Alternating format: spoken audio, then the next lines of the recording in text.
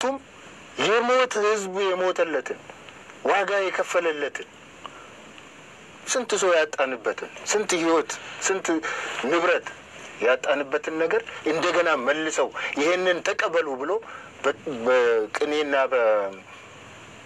በዘረፋ እንደገና መልሶኛ ላይ ለመጫን የሚደረግ ሙከራ ይሄ በፍጹም ማንም ሰው ሊቀበለው የሚችለው አይደለም።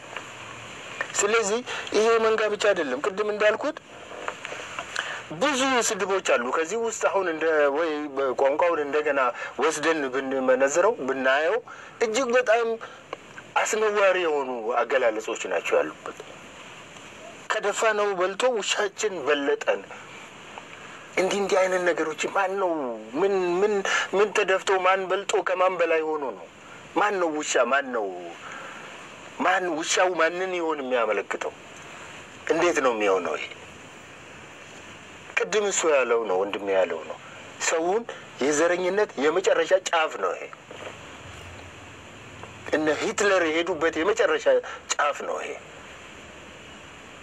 ተገቢ አይነት አካሄድ አይደለም። ሰውን በውሻ ደረጃ ዝቅ የማድረግ ነው ይሄ። ይሄንን ማንም ሰው ሊቀበል አይችልም። ማንም ባለስልጣን ሊቀበለው ይችላል። ህዝቡ ግን የሞተለት ሐሳብ አይደለም ይሄ። ዋጋ የከፈለለት ሐሳብ አይደለም። ሊቀበለው አይገባም።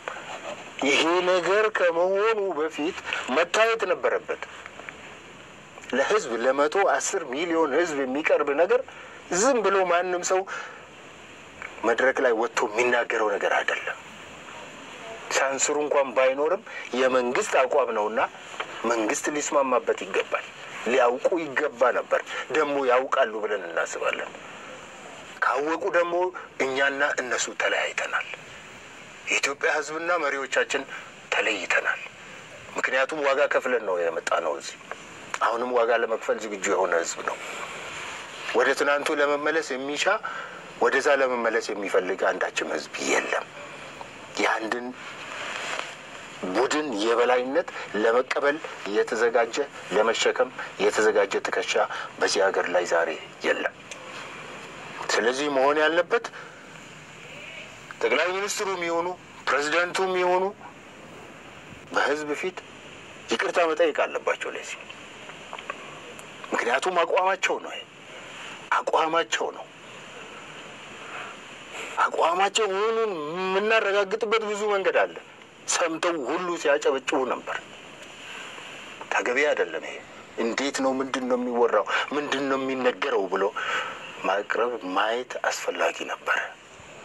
ስለዚህ ምናልባት እንግዲህ የቋንቋና የፖለቲካ ሰዎች ያንን ግጥም እንደገና ሊያዩት ይችላሉ። እንደገና ሊመረምሩት እንደገና ደግሞ አናላይዝ ሊያደርጉት ይችላሉ።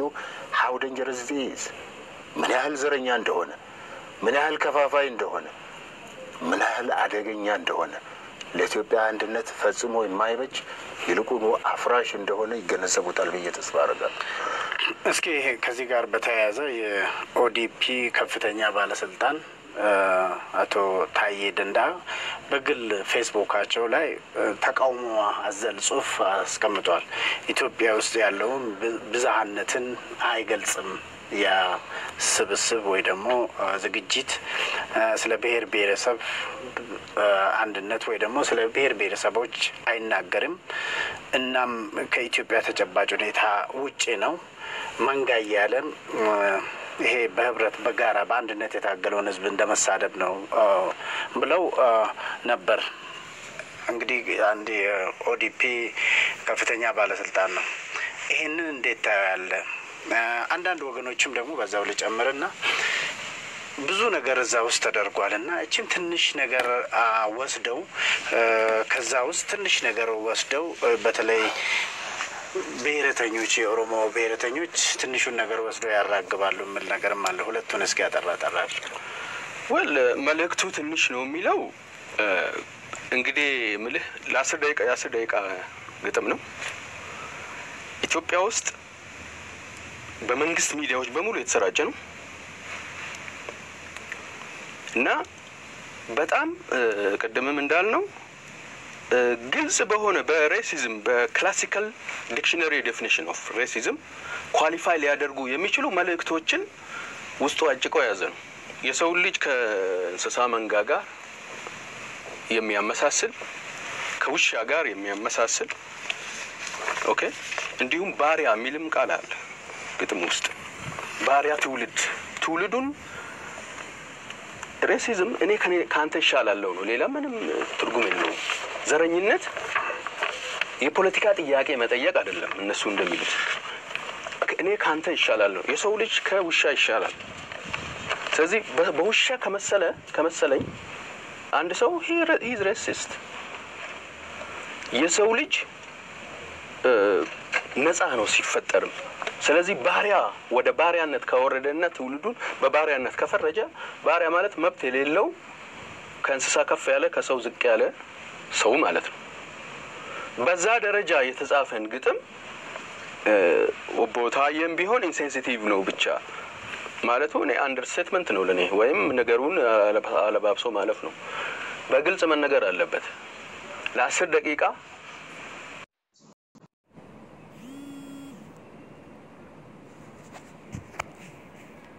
ነው ሌላ ምንም ነገር የለው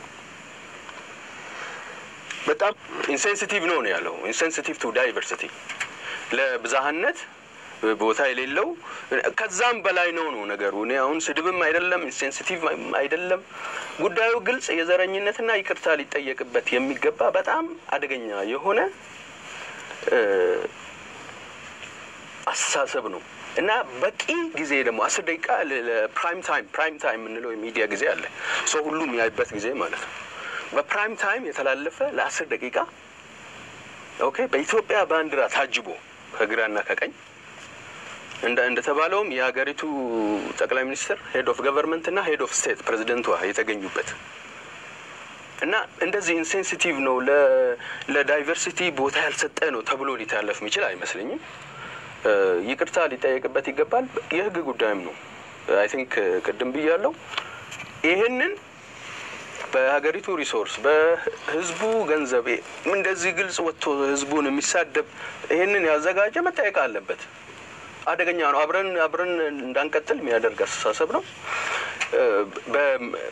በፈረንጆቹ አንድ ሜታፊዚክስ የሚሉት አለ ሰው መመሰል ማለት ነው ለምሳሌ ዘረኝነት ጽንሰ ሐሳቡ ራሱ ሜታፊዚክስን ይጠቀማል ሰውን በእንስሳ ይመስላል መንጋ ሲባል this is metaphysics መንጋነት ለእንስሳ ነው ኦኬ ውሻ ይላል ሰው ከኛ የተረፈውን የበላ ውሻ አሁን እኛ ላይ ተነስቶ ትላለች ግጥም ውስጥ እና ሜታፊዚካሊ she is reducing የሰው ልጆች እሷ የምትቃወመውን ሰዎች ወደ ውሻ ማለት ነው እንግዲህ ድሮ ምንድነው በጨሰኛው ዘመን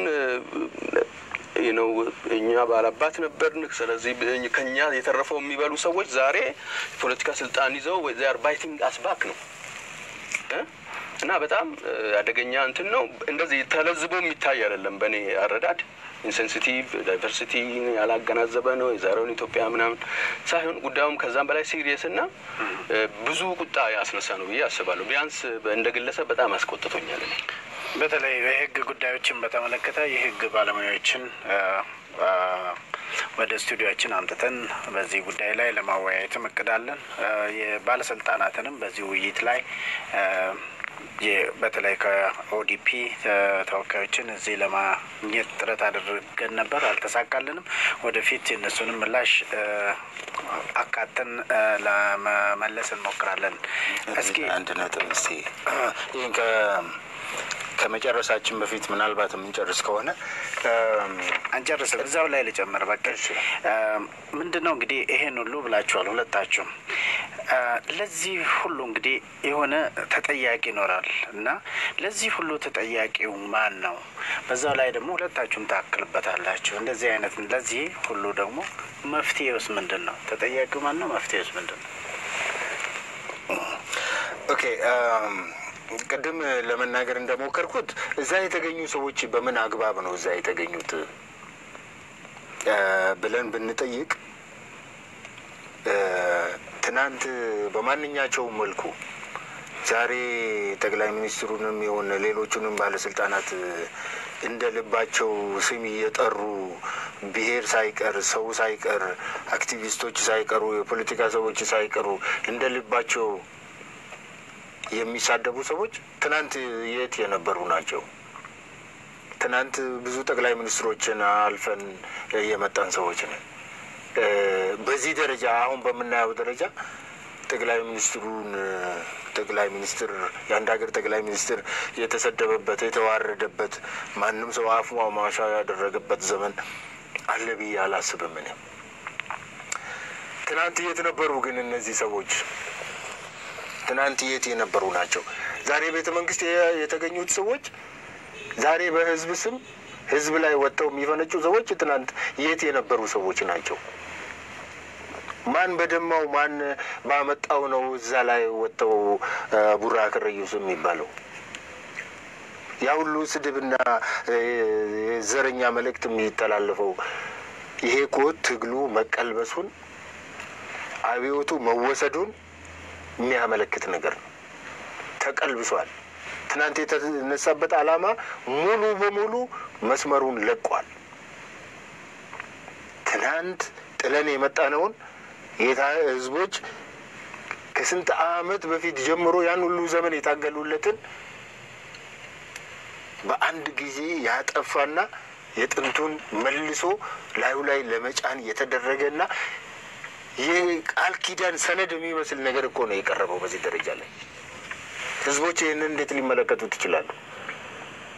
አሁን ያለውስ አሁን እኮ ፓርቲ ውስጥ ምን እንደምናየው ነው። እንግዲህ አንዳንድ የፓርቲ ሰዎች መቃወም ጀምረዋል። መቃወምም አለባቸው፣ ግልጽም ማድረግ አለባቸው። ፓርቲው በትክክል አቋሙ መሆኑን መግለጽ አለበት።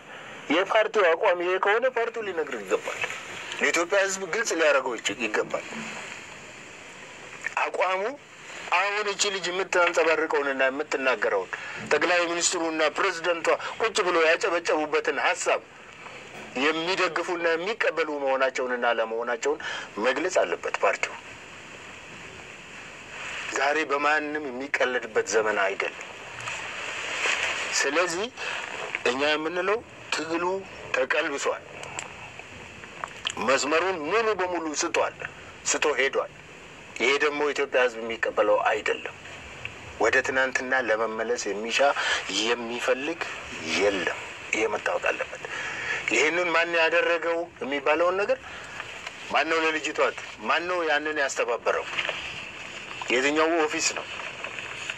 ይሄንን ወይ አላውቅም ነበር ብለው እዛ ላይ የተገኙ ባለስልጣናት ጠቅላይ ሚኒስትሩና ፕሬዝዳንቷን ጨምሮ የማያውቁ መሆናቸው መግለጽ አለባቸው። የእነሱ አቋም አለመሆኑንም መግለጽ አለባቸው ለህዝብ። አለበለዚያ የእነሱ አቋም ተደርጎ ይወሰዳል። እነሱ እንዳደረጉት የእነሱ እጅ እንዳለበት የእነሱ ሀሳብ የእነሱ ስምምነት ያለበት መሆኑን ነው የሚያሳየው። ስለዚህ አሁንም ተጠያቂነቱ ከዛ አይወርድም። ተጠያቂነቱ ከእነሱ አይወርድም። እንደ ሌላው ሀገር እኛም ጠቅላይ ሚኒስትራችንንና ፕሬዝዳንታችንን አካውንተብል ማድረግ እንፈልጋለን። መብታችንም ነው። በእኛ ስም እስካሉ ድረስ የመጠየቅ መብትም አለን ብዬ ተስፋ አደርጋለሁ። ስለዚህ ለዚህ እኛ የለንበትም። ልክ እንደ ሌላው የሰማነው እዛ ነው ብሎ ይቅርታ ሊጠይቁ ይገባል። አለበለዚያ የእኛ ነው ካሉ ደግሞ ህዝቡ የደከመለትን ዋጋ የከፈለለትን ሀሳብ የማያንጸባርቁ መሆናቸው በትክክል ሊነግራቸው ይገባል፣ እነሱ በሚያውቁት ቋንቋ ማለት ነው። ስለዚህ እኔ ተጠያቂነቱ ማን ነው የሚለው ተጠያቂነቱ አሁንም ከነሱ አይወርድም። ተጓሄድ እንዴት ነው ያንን ቁጭ ብሎ የሚጨበጨበው? እንዴት ነው አገር የሚያፈርስ ንግግር ሲነገር እንዴት ነው የሚጨበጨበው? ስንት ሺህ ሰው የሞተለትን ነገር ቁጭ ብሎ የሚጨበጨበው እንዴት? ምን ቢሆን ነው? ነፍስ እኮ ነው የተከፈለበት። ምንም የማያውቁ ህጻናት ናቸው እኮ ነፍስ የገበሩበት። ለምንድን ነው እንደዛ የሚሆነው? ስለዚህ ይሄ አሁንም ኃላፊነቱ ከነሱ አይወርድም። መጠየቅም ያለባቸው እነሱ ናቸው። they have either to distance themselves ከዛ ማራቅ አለባቸው ራሳቸውን። እኛ የለንበትም ማለት አለባቸው፣ ወይንም ደግሞ አሁን ማድረግ አለባቸው። ይሄ እኛ ነው፣ ሀሳባችን ነው፣ እኛም እንደግፈው። አሁንም ይሄ ነው እንበልና እንተጋገል። ይሄ ነው የሚያዋጣን ይመስለኛል። ግርማ እዚህ ላይ ለመጨመር ያክል እንግዲህ ይሄ ኮሌክቲቭ ራይቱንም እየገደበ ነው። የራስን እድል በራስ የመወሰን መብት የሚጋፋ ነው። ምክንያቱም ብሔር ብሔረሰቦችንም መብት እዛ ላይ ተጋፍቷል። ቀደም ሲል ተግባራዊ ባይሆንም ህዝባዊ ወያኔ ሓርነት ትግራይ በነበረበት ጊዜ ባለባበስ እንኳን ህዝቦች ኢትዮጵያ ህዝቦችን ይመስል ነበር። እንደዚህ አይነት ዝግጅት የሚባልበት ጊዜ ነበርና አሁን ያልሆነምና ከዚህ ጋር አያይዘህ እስኪ ይሄንስ እንዴት ታያለህ? እንደገና ደግሞ ተጠያቂው ማን ነው? በአንተ አስተሳሰብ መፍትሄስ ማን ነው? ለመሆኑ ይሄ ወጣቱ በተለይ በወጣት የተመራው ትግል ያ ተስፋ ያደረገውን ምን ደረጃ ላይ ይገኛል ብለህ ተገምታለህ? እሺ አመሰግናለሁ። አይ ቲንክ የተጠያቂነት ጉዳይ በእኔ አመለካከት አከራካሪም አይደለም። ምክንያቱም ጳጉሜ 6 ቀን ነው ያለው ተብሎ 6ቱን ቀን ፕሮግራም አውጥተው የትኛውን ፕሮግራም የትኛው መስሪያ ቤት ስፖንሰር እንደሚያደርግ ፓምፍሌት ሰርተው ለህዝብ በትነው ነው የጀመሩት። ለምሳሌ የሰላም ቀን ነበር የመጀመሪያው ቀን አይደል? የሰላም ሚኒስትር ነው ኃላፊነት ወስዶ ያስተባበረው። የፍትህ ቀን ነበር። ኦቦ በቀለ ገርባም ማዕከላዊ ሄደ ጎብኝታል። እሱን የከፈቱ ቀን ማለት ነው።